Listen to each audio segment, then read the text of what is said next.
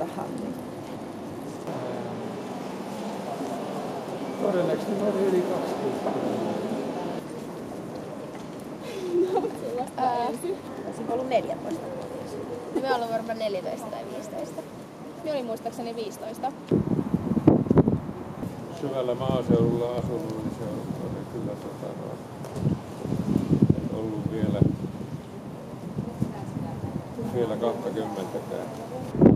Olisiko ollut eka kertaa pääsikään 18-vuotias? Poltatteko tupakkaa? En. No silloin tälle. Kaikki tämmöistä lääkekäyttöä.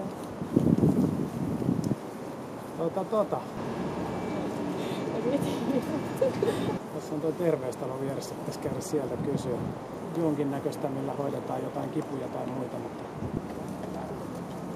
Tiedät siihen. Mie tiedä. No on niitä ainakin tuolla ulkomailla kuulemma. Mitä mieltä olet kaikkein käytöstä? No, mun mielestä se on jokaisen oma asia käyttää vai ei. No, mä oon sitä mieltä, että se on väärin. Toki kohtuudella voi käyttää. Ne on ok, jos saa käyttää niitä kohtuudella. Missä esimerkiksi viini, niin ruokakäytössä se on ihan ok. Kyllä, minä olen samaa mieltä. Mutta ne ei kuulu nuoren tai lapsen elämään. No minun mielestä se on jokaisen ihmisen oma asia.